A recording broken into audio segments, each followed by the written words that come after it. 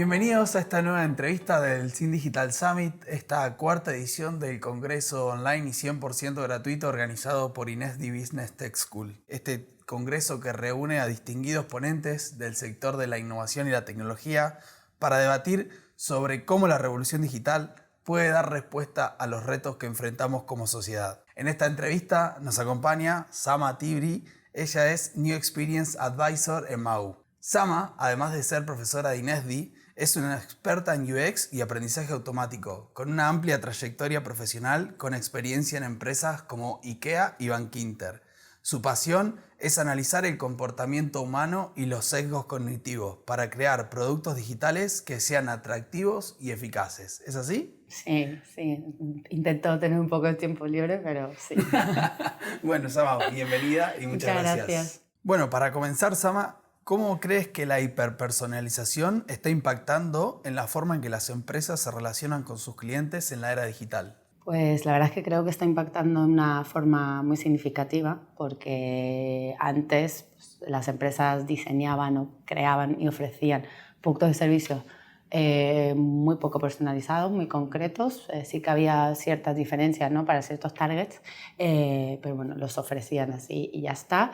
Y ahora es al revés, ¿no? Invierten muchísimo más en toda la fase previa de no solo de research, ¿no?, investigación de mercado, etc., sino que es un ciclo de no parar porque van recopilando constantemente información sobre qué es lo que quieren los clientes para a partir de ahí crear, ¿no?, crear sus productos y servicios, ¿no?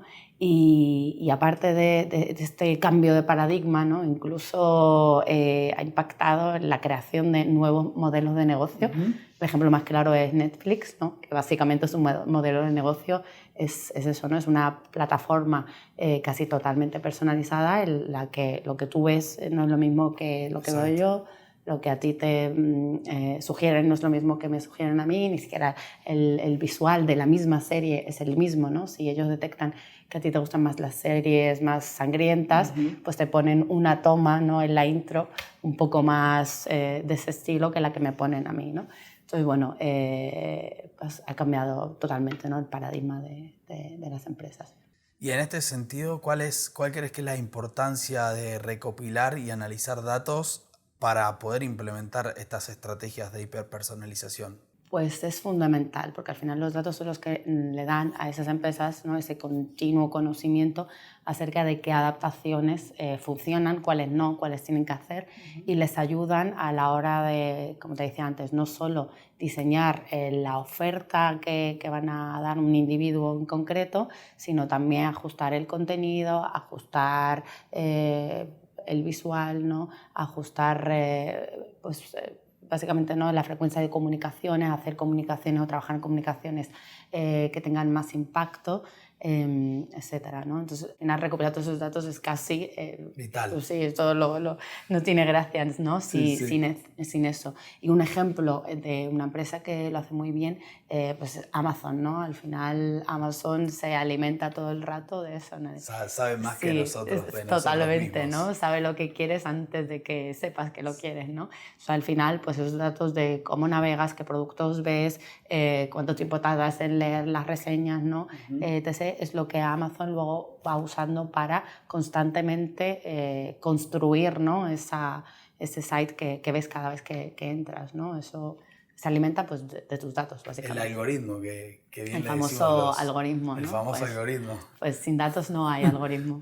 ¿Cómo crees que la hiperpersonalización puede simplificar y hacer más intuitivos los procesos y los servicios para los clientes? Básicamente lo que hace la hiperpersonalización, aunque suene como muy autoexplicativo, es simplificar, ¿no?, la interacción con los clientes, simplifica muchas de las búsquedas manuales que los clientes tardarían horas en hacer si no les personalizas o les filtras, ¿no?, de la forma más concreta posible aquello que buscan.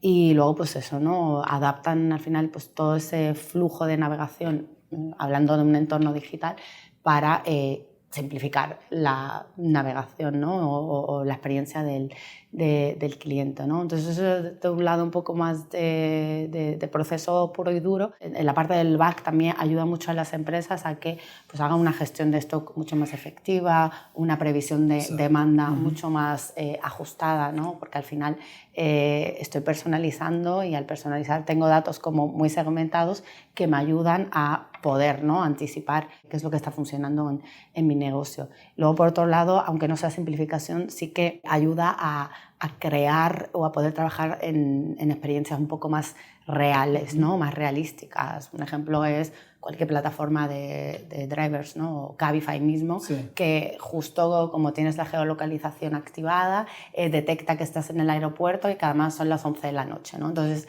no es casualidad que te salte un pop-up de, hey, necesitas un taxi, puedes llegar a casa de la forma más cómoda, ¿no? Entonces, bueno, pues creas, ¿no? Te ayuda no solo, hey, esto está personalizado para mí, porque qué casualidad, estoy en un aeropuerto, no es casualidad, sino pues que creas, pues eso, ¿no? Es una interacción, una molestia, una notificación mucho más realista, ¿no? Y claro, no es tan genérica. Claro, no es tan genérica. Eso es, el segmento sí, pues, porque le va a ocurrir a cualquiera que tenga Cabify, que esté por la pero es mucho más concreto con el momento en el que estás, ¿no? O pasa con Globo mismo, ¿no? Un día lluvioso de Madrid que todos estamos tuiteando o lanzando mensajes, o sea, stories, hablando de la lluvia que hay o el frío que hay o el fin de semana tan malo que hay, y Globo, pues de forma muy rápida, manda comunicaciones ligadas, ¿no? Haciendo un poco humor de esto, ¿no? Y además te menciona la ciudad en concreto, como en Madrid este fin de semana no parece que salgas mucho, ¿qué tal si pides, ¿no? Entonces también es una personalización como, pues eso, muy concreta, ¿no? Muy oportuna. Spotify, ¿no? Al final, a medida que tú vas reproduciendo música, favoriteando listas, etc., ella va trabajando por detrás, ¿no? Con el algoritmo para ayudarte a descubrir música, ¿no? Y lo que tú pues estarías... Sí, artistas similares. Claro, artistas similares o esta carpeta de indie especial para ti, ¿no? Claro, pues tú ahí quizás descubras canciones y grupos o música que sin esto, ¿vale? Sin este trabajo, no llegado, o quizá. lo harías, pero de una forma un poco más romántica seguramente, ¿no? Escuchando en un bar o por recomendación de alguien, pero aquí Spotify te lo facilita, ¿no? Otro ejemplo es Google Maps, ¿no? Al final Google Maps te lanza un resultado de cómo ir de A a B, pero por detrás, en toda esta parte de la gestión de datos, tiene en cuenta tanto cosas que no tienen nada que ver contigo, como es el tráfico, el nivel de lluvia, el nivel de saturación, la ciudad en la que estás, etc. Pero también tiene en cuenta cosas que tienen que ver contigo, como es paradas que sueles hacer frecuentemente, si en el caso de transporte público, preferencias, ¿no? Si tú prefieres hacer más transbordos o menos transbordos, pero tardar más, lo lento que vas, ¿vale? O sea, esto yo lo descubrí hace poco, pero tú buscas de A a B y le dices a otra persona que busque también la misma ruta y a ti a lo mejor te pone 2 minutos más o 2 minutos menos y depende de eso, ¿no? Entonces, bueno, pues son ejemplos de cómo todas estas tecnologías, ¿no? Ayudan o simplifican a que el resultado que luego tú obtengas o la experiencia que obtengas sea la más intuitiva, fácil y simple para ti. ¿Cuáles son los principales desafíos de las empresas que quieran implementar este tipo de estrategias de hiperpersonalización y cómo lo están trabajando? Hay un montón de desafíos si hablas Me imagino. con las empresas, pero yo creo que lo podríamos resumir en 2 así grandes guerras, ¿no? Por un lado, el tema de la gestión de datos y la privacidad de los datos. Al final, cuanto más base de datos tengamos, ¿no? Sobre todo estamos hablando de datos masivos, ¿no? Porque ya no es una base de datos de clientes únicos, sino una base de datos con miles o millones de interacciones y de peculiaridades y preferencias y comportamiento de cada uno de mis usuarios, ¿no? Entonces es bastante abrumador, ¿no? De Sumados gestionar. a datos de tiempo real. Claro, Porque esto que claro. comentabas de la lluvia, del aeropuerto. Claro, claro, claro. No es solo lo que está haciendo tu usuario, sino lo que está pasando en el entorno, ¿no? Exacto. Entonces, gestionar todo eso, esa parte, uno de los desafíos más importantes, no solo por un tema legal, por supuesto, es el tema de la protección de datos y de la responsabilidad y la seguridad a la hora de gestionar esos datos, ¿no? Y hay muchas empresas, la forma de gestionarlos, que están invirtiendo, ¿no?, en tener bases de datos muy robustas, en tener sistemas de seguridad muy robustos, tener roles especializados en todo el tema de seguridad de datos. Ya te digo, no solo porque están obligados, ¿no?, sino porque al final es un sentimiento muy latente en el cliente o en el usuario, que es, hey, ¿qué hacen, ¿no?, con todos esos datos, ¿no? Y por otro lado, el otro desafío es lo abrumador, como te decía antes, que es gestionar todos estos datos, ¿no? Exacto, sí, sí. Y al final, pues el desafío en sí es básicamente relacionado con la cantidad de datos, que es lo mismo que antes, con la cantidad de datos que hay que gestionar, y ahí sí que las empresas pues tienen que tirar de tecnología y de sistemas que les ayuden a extraer, analizar, gestionar y usar, ¿no?, estos datos sin que sea una tarea imposible. Y entiendo que en tiempo récord casi. Claro, en tiempo real, ¿no? Sí. Como decías tú, un tiempo automático, porque no tienes... El cliente o el mercado no te da tan poco tiempo, ¿no?, Claro. a que tú tengas un proceso Sí, lento, ¿no?, o que no sea lo más automático posible, y luego por la cantidad de número de datos de lo que estamos hablando sería inviable hacerlo de otra forma. Entonces, para abordar este desafío, pues básicamente las empresas, como te decía, sistemas robustos de analítica y almacenamiento de datos, luego, por supuesto, inteligencia artificial, hablaremos luego un poco de eso, machine learning o sistemas de aprendizaje automático y mucha automatización. Entonces, esa es un poco la combinación que hace que sea viable hiperpersonalizar. Con respecto a estos temas que comentabas, ¿qué tecnologías son las que están siendo más utilizadas para lograr una experiencia altamente personalizada, y cuáles son las tendencias que se pueden ver en este campo? Pues como te decía, las tecnologías más genéricas, bueno, al menos en grandes corporaciones, ¿no?, o que ya la hiperpersonalización es una cosa de su día a día, que hay un ejemplo muy claro, es la mayoría de e-commerce, ¿no?, que al final pues van adaptando, como decíamos, la oferta o la navegación en base a toda esa cantidad de datos, no solo de tú como cliente que ya estás conectado, haciendo cosas, sino pues tu historial o la navegación de otros clientes. Entonces, básicamente, ¿cómo se gestionaría eso? Te decía, sistemas de gestión de datos, machine learning, por supuesto, para que sea lo más en tiempo real posible, Big Data, no solo equipos de Big Data, sino sistemas de Big Data y inteligencia artificial. Esto, que ya lo mencionábamos antes, por supuesto, combinado con esta parte no es tecnología, pero yo creo que siempre es un poco lo que afianza que cualquier tecnología que incluyas tenga sentido luego en tu modelo de negocio, ¿no? Es la parte cultural. Al final, las empresas cada vez más están intentando no solo atraer a roles que tengan perfiles tecnológicos, ¿no?, y que tengan esa mentalidad como más rápida, más ágil a la hora de testar, probar, equivocarse, sino que intentan también pues, reciclar, ¿no?, en todo este tema de tecnología a su personal. Entonces, bueno, como te decía, en el e-commerce esto, en los grandes e-commerce al menos, es una cosa ya que está en su ADN, ¿sí? El famoso algoritmo, ¿no?, alimentar el algoritmo, y estas son básicamente las tecnologías con los que lo hacen. Y luego, bueno, en tema de tendencias, por supuesto, la famosa inteligencia artificial, que últimamente lo estamos oyendo mucho, el ChatGPT, también hay muchas empresas y muchas grandes tecnológicas que lo están usando para como una segunda fase dentro de su proceso de hiperpersonalización, es decir, la primera es con datos robustos, ¿no?, de lo que yo sé que está ocurriendo en mi e-commerce o lo que el usuario demanda, y una segunda en la que Y todo esto, o parte de esto, se lo transfiero a una herramienta como es ChatGPT y pues le pido que, por ejemplo, me diga ideas de test A/B que puedo usar sabiendo esta información para hiperpersonalizar más aún mi experiencia, ¿no? Entonces ahí es un poco la combinación, ¿no? entre tecnologías.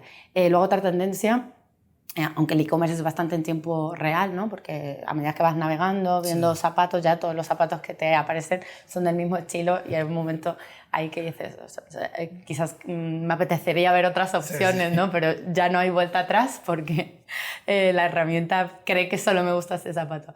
Pues otra tendencia en tiempo real es el mundo de los videojuegos online, ¿no? A medida que vas jugando, dependiendo de la dificultad, ¿no? que te puedas permitir, ¿no? Lo bueno que se hace en el juego, el propio juego se va adaptando también, va lanzándote retos nuevos, etc., ¿no? Y eso al final funciona porque hay un algoritmo detrás. Exacto. Claro, y hay una parte de Machine Learning que está aprendiendo cuál es tu estrategia, cuál es tu forma de jugar, hasta dónde, ¿no? puede retarte, etc., ¿no? Luego también hay otras tecnologías que están un poco en fase beta, diría yo, pero bueno, son básicamente anuncios que interactúan con el usuario, ¿vale? A través de una plataforma de streaming, o puede ser Spotify o radio o cualquier plataforma de podcasts, que, bueno, sabes, si no tienes la versión premium te sale el anuncio. Bueno, pues lo que se está testando es, oye, ¿y si este anuncio puede interactuar con el usuario, ¿no? Modo Alexa. Claro. Y dependiendo de lo que me diga, pues yo le lanzo una versión del anuncio o no le lanzo este anuncio porque no le interesan los perfumes, sino los coches, ¿no? Sí. Y entonces se está testando con eso. Y luego tendencias que no son tan tecnológicas, pero también se están llevando mucho en la hiperpersonalización, es en otro entorno, ¿no? Como es el más físico, cosas, por ejemplo, pues como las tiendas de Inditex, concretamente creo que Stradivarius, tienen algunas tiendas pilotos, pues ya unas máquinas digitales. Sí, fue noticia en las últimas semanas. Sí, ¿verdad? En las que puedes personalizar tu camiseta con el bordado que quieras, con el logo, etc. Curiosamente, no es nada o sea, tecnológico, sí, porque no está en la máquina, pero no es digital. Pero aún así está funcionando mucho porque se ve, ¿no? esa tendencia del cliente de demandar esa hiperpersonalización, ese quiero algo que sea único, ¿no? Claro, sí. Y que haya hecho yo o que yo haya participado. Y eso Nike by You también lo hace porque tiene una plataforma en la que tú puedes elegir tu zapatilla y customizar no solo el color, sino el tipo de tejido, el material, poner el logo que quieras en la suela, ¿no? Y bueno, ahí sí que está la parte digital, pero bueno, ahí también incluyes, ¿no? al cliente como un elemento más de esta hiperpersonalización. Bueno, y para finalizar, ¿cuál es el papel que crees que juega la ética dentro de la personalización? Porque como bien comentabas, hay un montón de datos dando vuelta, el famoso algoritmo que nosotros llamamos. ¿Cómo crees que las empresas pueden equilibrar el darte algo a ti cercano y único con el consentimiento y la privacidad del cliente? Pues este es un punto controvertido porque es verdad que la ética en este caso, bueno, en casi todos los casos, es algo fundamental, pero es verdad que, como decíamos, ¿no? a medida que le damos, ¿no? nuestros datos a las empresas y las empresas además fomentan, ¿no? esa recopilación de datos porque es un input, ¿no? es un recurso súper importante para ellos a día de hoy. Pasan dos cosas, ¿no? por un lado lo que hablábamos antes, hay una parte legal, ¿no? del sistema en sí, que incluye las empresas, los gobiernos, etc., que se alertan, ¿no? y que intentan garantizar que no se pierda la privacidad de esos datos, por supuesto que se usen de una forma responsable, etc. Y luego, por otro lado, los propios usuarios, los propios clientes, a pesar de que nos beneficiamos, ¿no? y buscamos constantemente, ¿no? esas experiencias wows, ¿no? y esas experiencias individualizadas en las que nos sentamos únicos, también nos preguntamos, ¿usarán, ¿no? mis datos? ¿Para qué más lo usarán? Claro, este algoritmo es hasta dónde llega, ¿no? Entonces, la verdad que es un tema fundamental, creo que es un tema que está a la orden del día. También creo que cada vez más, esto ya es opinión personal, normalizamos, ¿no? Que las empresas con las que interactuamos sepan demasiado de nosotros. Pero bueno, evidentemente pues tiene que ser en un marco responsable. Entonces los usuarios empiezan a preguntar si las empresas usan sus preferencias, ¿no? De una forma adecuada y ética. Es algo que empieza a preocupar, ¿no? En un marco general, sobre todo la tecnológica de redes sociales y a los usuarios de estas redes sociales, son estas burbujas, ¿no? Que se pueden crear, o esta manipulación de información a raíz de filtrar tanto las preferencias que al final pues solo te enseño un tipo de contenido, ¿no? Y te sesgo o te limito el acceso a otras perspectivas, ¿no? Eso es algo que a mí, la verdad, como usuaria, y mira que sé cómo funciona, sí que hay veces que me ha hecho dudar, ¿no? Porque al final tú interactúas con el contenido que te atrae y con poco te sientes más afín, pero pues se crea esa burbuja sí, es cierto. digital, por ejemplo, ¿no? en Instagram es muy común ver siempre los mismos perfiles, Sí, las mismas efectivamente. stories. Sí. Sí, efectivamente, que ahí, bueno, pues puedes quedar anecdótico porque dices, joder, veo siempre lo mismo. Pero es verdad que, hablando de este uso ético de los datos, si ciertas empresas conocen mi perfil un poco de vital, ¿no? Mis preferencias, cómo interactúo, cómo compro, qué presupuesto uso, etc., pues se puede usar para temas como sesgarte políticamente hablando, ¿no? O manipularte, ¿no? Porque quiero que toda la información que tengas acceso sea de una determinada orientación política o que sea más positiva o más negativa. O sea, ahí sí que puede ser bastante peligroso. Básicamente, ¿qué se puede hacer para esto? Aparte de, por supuesto, ser consciente, ¿no? de la parte un poco no menos positiva, sino la parte colateral de todo esto, de cara a las empresas y por supuesto al sistema, ¿no? de poder, es intentar pues, justo crear leyes o crear mecanismos que protejan, ¿no? de esta vulneración de datos o de privacidad, que ya se hace, ¿no? Yo creo que todos hemos visto todos los escándalos que ha habido y las multas millonarias a las empresas que no han cumplido con esto. Por supuesto, dentro de ahí también, pues que las políticas de privacidad sean lo más transparentes posibles,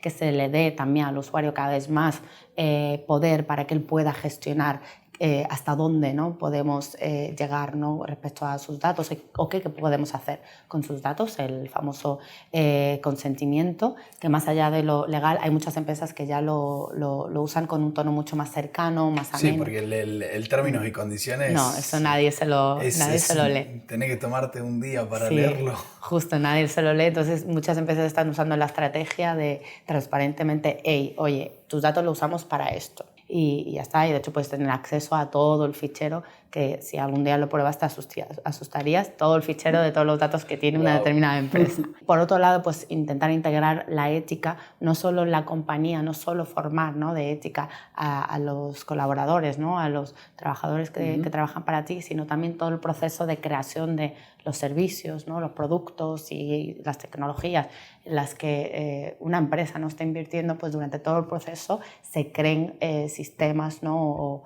o modelos éticos, ¿no? que al final aseguren que en cada etapa de ese servicio que estoy creando, ese producto que estoy creando, estoy validando que la ética o que ese uso de datos va a ser lo más justo posible, ¿no? con el cliente. Y bueno, aquí la verdad que no hay muchos ejemplos, ¿no? al menos de empresas que lo han hecho público, pero sí que Apple, por ejemplo, a los dispositivos sí que te dan de una forma proactiva, ¿no? la posibilidad de que tú puedas limitar la geolocalización de forma automática todas las aplicaciones que tengas, ¿no? Sí. Y al final, bueno, pues eso sí que tiene también su contrapartida, porque todas esas aplicaciones o todas esas empresas están muy enfadadas con Apple porque facilita más aún a que de una forma, o sea, de base, tú no seas geolocalizable, ¿no? Entonces, bueno, eso es un ejemplo de compromiso con esta parte ética. Y luego la parte nuestra como usuarios, pues ser conscientes y no dar los datos a las empresas, porque al final yo creo que es muy positivo, ¿no? que puedan personalizar, ¿no? Los servicios o los productos para nosotros, pero sí ser conscientes, ¿no? Un poco de ese sesgo en el que podemos estar cayendo muchas veces. Bueno, Sama, la verdad que muy interesante todo lo que hemos hablado. Muchas gracias por participar.